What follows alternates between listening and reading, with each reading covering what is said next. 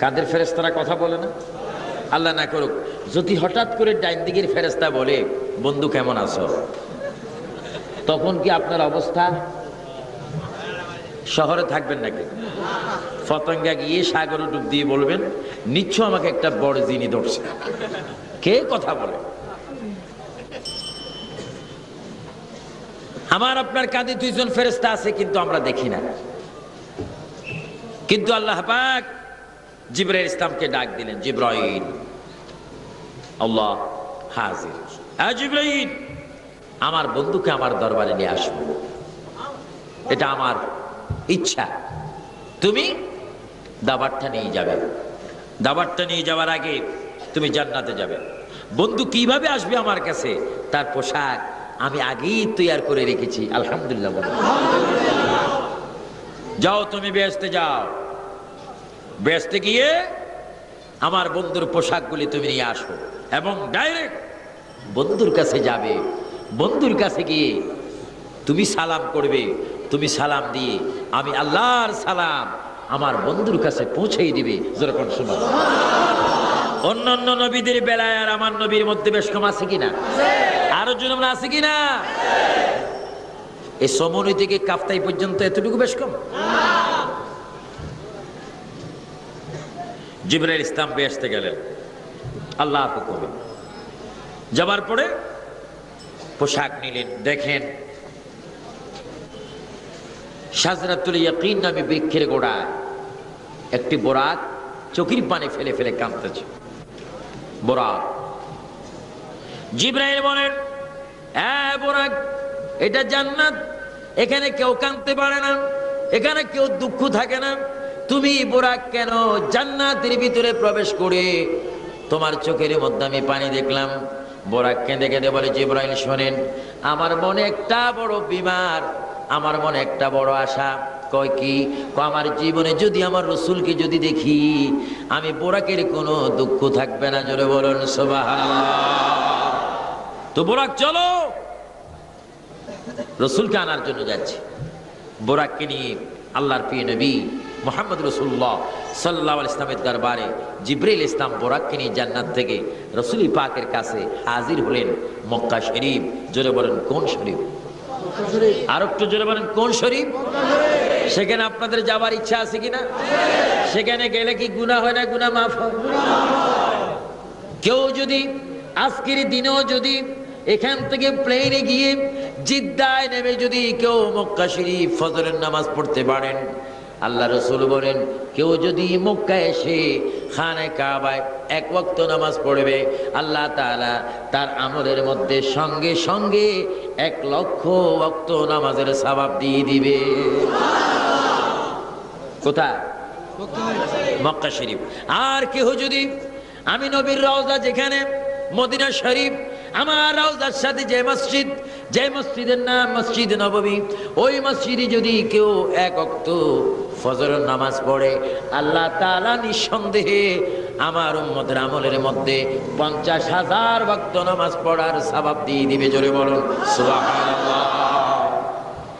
আর কেউ যদি ফিলিস্তিন ইসরাইল বাইতুল মুকাদ্দাসে গিয়ে যদি এক ওয়াক্ত নামাজ পড়তে পারো, আল্লাহর হাবিব বলেন আল্লাহ তাআলা সঙ্গে সঙ্গে ওই উম্মতের আমলে 25,000 ওয়াক্ত নামাজের সওয়াব দিবেন। জোরে বলুন সুবহানাল্লাহ।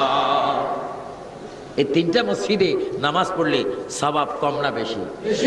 জোরে বলেন কম না বেশি? মক্কা, তোমার মধ্যে 1,00,000 কারণ কয় নবী আগমন করেছে। মদিনা মসজিদ নববী, তোমার মধ্যে 50,000 কয় নবী শুয়ে আছে। বাইতুল মুকাদ্দাস, তোমার মধ্যে যদি কেউ নামাজ পড়ে 25,000। কেন তোমার এত দাম? কয় নবী মেরাজের রাত্রে আমি মসজিদে দাঁড়িয়ে দাঁড়িয়ে তামাম আম্বিয়া কেরামকে নামাজ পড়াইছে। জোরে বলুন সুবহানাল্লাহ। জায়গার দাম বেড়ে যায় নবীর কারণে, জায়গার দাম বেড়ে যায় আমার নবীর। কিন্তু আমাদের বাংলাদেশে এমন একটা জায়গা আছে কাকরাইল, যেখানে বেলে এক ওয়াক্ত নামাজ পড়লে 2 কোটি সওয়াব। আমি বুঝলাম না এটা পাহাড়ের মতো সওয়াব আসলো কোথা থেকে। নাউযুবিল্লাহি মিন যালিক। আপনারা বলুন ইসলামের স্তম্ভ কয়টি? জোরে বলুন কয়টি? বলুন কলেমা, আওয়াজ দিয়ে বলুন কলেমা, নামাজ, রোজা, যাকাত, হজ। এই পাঁচটা নির্ধারণ করেছেন কে? এটাকে কেউ কমাইতে পারবেন? বাড়াইতে পারবেন? মক্কার থেকে সওয়াব বেশি বাংলাদেশে কোথাও আছে নাকি? আমাকে এক বেচারা বললেন, হুজুর হজ করেছেন কয়বার? আমি উমরা এবং হজ করেছি 13 বার। কয়েকবার ঢাকা আসেন না কেন? আমি ঢাকা তো আমি প্রায় প্রোগ্রাম করি। একটু তুরাগ নদীর পাড়ে আসেন, বিশ্ব ইজতেমার মতো। আমি বলি সেখানে যাবো কেন? বিশ্ব ইজতেমা তো এটা মানায় না। বিশ্ব ইজতেমা হবে শুধু একটা, আরাফাতের। আরো জোরে বলে আরাফাতের, যেখানে যাওয়া মাত্র গুনাহ মাফ হওয়ার গ্যারান্টি। আল্লাহর নবী বলেন, তোমরা যদি কোনো মতে আরাফাতের ময়দানে যদি আসতে পারো, আরাফাতের ময়দানে যদি একটু ঢুকতে পারো, আমি রাসূল বলে গেলাম সে যেন বেহেশতের ময়দানে প্রবেশ করলো। জোরে বলুন সুবহানাল্লাহ।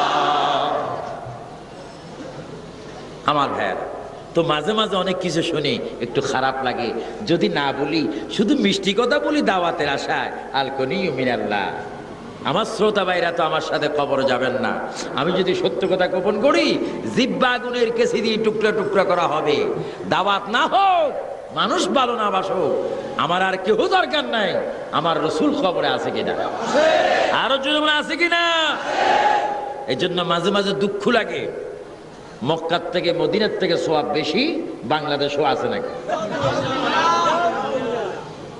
আমি দোয়া করি মুসাফির হিসেবে, এই চট্টগ্রাম আউলিয়া কেরামের শহর হিসেবে, আল্লাহ পাক এই যুবক বলেন, ছাত্র বলেন, বৃদ্ধ বলেন, ড্রাইভার বলেন, মালিক বলেন, ব্যবসায়ী বলেন, আলেম বলেন, কারি, ইমাম বলেন, মুহাদ্দিস বলেন, আল্লাহ যেন আমাদের জীবনে একটিবার করে হলো যেন সোনার মক্কা মদিনা শরীফ যাওয়ার তৌফিক দেয়, আরাফাতের ময়দানে যাওয়ার তৌফিক দেয়, জমজমের পানি খাবার তৌফিক দেয়, সাফা মারওয়া যাওয়ার তৌফিক দেয়, খানা কাবা তাওয়াফ করার তৌফিক দেয়, নবীর দরবারে গিয়ে দিলের দুঃখ বলার তৌফিক দেয়। আমার ভাইরা, জিবরাইল ইসলাম আসলেন, আল্লাহ পাকের হুকুমে দাওয়াতটা নিয়ে আসলেন। এসে দেখে খানা কাবার থেকে প্রায় 200 গজ দূরে একটা জায়গা আছে, জায়গাটির নাম বাবি উম্মে হানি। জোরে বলো বাবি উম্মে হানি। এখানে নবী ঘুমিয়ে আছেন। আপনারা বলুন, এই যে লাইটের আলো, ছোট্ট ছোট্ট এগুলা কি বাতি? ছোট্ট ছোট্ট বাতি। এগুলার চাইতে বেশি বেশি কোটি কোটি গুণে আমার নবী সুন্দর। সুবহানাল্লাহ। নবী ঘুমাচ্ছেন, কত সুন্দর লাগতেছে। আল্লাহ নবী ঘুমে, জিবরাইল ইসলাম আসলেন, এসে দেখে দরজা বন্ধ, তাও দরজাটি হচ্ছে খেজুর পাতা। সুবহানাল্লাহ। কিসের পাতা? আর আমার দেশের ধনী ভাইদের ঘরের দরজা কিসের কাঠ? সেগুন কাঠ। বলে হুজুর দোয়া করবেন, দরজাটা খরচ করেছি 1,20,000 টাকা। টয়লেটে আমি খরচ করেছি 50,000 টাকা। লন্ডনে আমাকে একজনে বললেন, হুজুর বেশি পয়সা টয়সা নাই, কিন্তু এই যে আমার টয়লেটটা দেখতেছেন, আমাকে ঘর দেখাচ্ছে, কমপক্ষে এখানে আমি বাংলাদেশের 50 লক্ষ টাকা খরচ করেছি। আমি তার দিকে নজর করে বললাম, মসজিদে কত দিয়েছেন? মোটামুটি 100-200 পাউন্ড দিই। আরে মসজিদ ভালো না টয়লেট ভালো? হুজুর আর লজ্জা দিবেন না, হুজুর আমি বেরি বেরি সরি আছি, আমাকে মাফ করে দেন।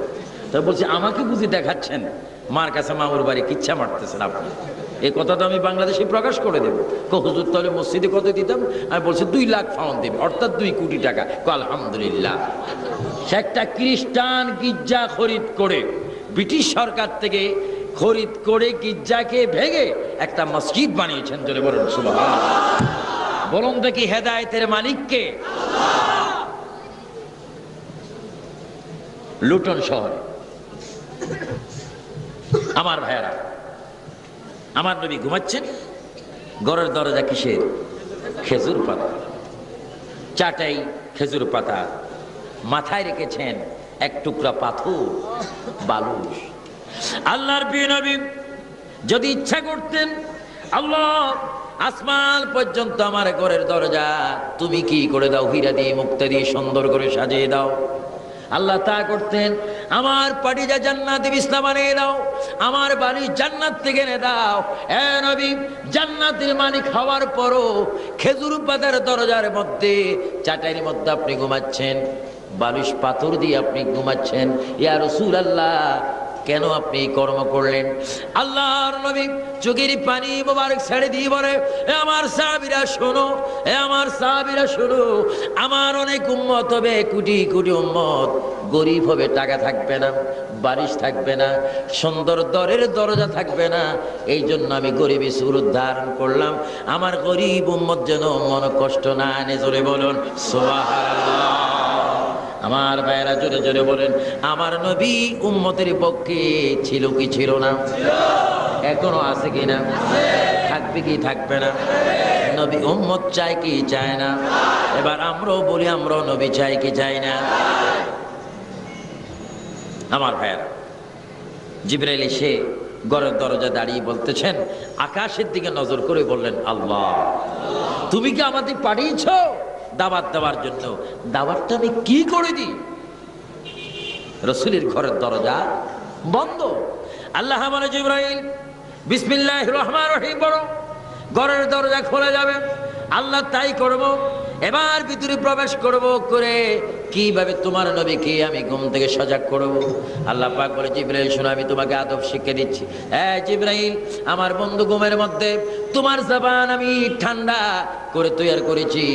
তোমার জবানটা আমার বন্ধুর পাও মোবারকের তালু মোবারকের মধ্যে লাগিয়ে দিবে। শুধু লাগিয়ে দিও না, তোমার জিহ্বা দিয়ে আমার বন্ধুর কদম মোবারক তুমি চষতে চষতে থাকবে। তোমার জিহ্বার ঠান্ডা অনুভব করে আমার বন্ধু যখন ঘুম থেকে সজাগ হবে, সঙ্গে সঙ্গে আমার সালাম আমার বন্ধুর কাছে পৌঁছাই দিবে। জোরে বলুন সুবহানাল্লাহ। আল্লাহু আকবার। ইয়া রাসূলুল্লাহ, আমরা মেরাজুন নবী মানতে চাই কি চাই না? আজকে অনেকে মেরাজ মানে, কই নবী আল্লাহ দেখেননি, নবী এটা জানে না, নবী এটা পারে না। নবী যদি কিছুই না জানে, তুমি সব জানো। আমার ভাই, জিবরাইল ইসলাম নবীজির কদমে কি দিলেন? চুমা দিলেন, চুমা দিলেন। এজন্য হক্কানি নায়েবে রাসূল যারা, হক্কানি ওলি যারা গ্যারান্টি প্রাপ্ত, তাদের পায়ে চুমা দেওয়া জায়েজ, সিজদা নয়। এখন কেউ যদি বলেন, হুজুর যদি চুমা দিতে যায় তাহলে তো কোফালও যাবে, তাহলে এইভাবে যদি কোফাল যদি যায়, এটাকে যদি সিজদা মনে করেন, আজকের থেকে প্লেটের দিকে মুখ দিয়ে ভাত খাইতে পারবেন না। কারণ যখন ইলিশ মাছ, বোয়াল মাছ, কাতলা মাছ, রুই মাছ, তারপরে চট্টগ্রামের আরো কি কি মাছ আছে না, লইট্টা মাছ, যেরকম কি মাছ, পোফা মাছ, এই সমস্ত মাছ দিয়ে মানুষের যখন খাওয়ার ইচ্ছা রুচি হয়, তখন আপনি তো গ্রাস ধরতে গিয়ে, প্রথম লোকমা ধরতে গিয়ে আপনাকে অবশ্যই মুখ বর্তনমুখী করতে হবে, কোফালটাও কিছু নত হবে। তো আপনি কি লইট্টা মাছকে সিজদা করতেছেন?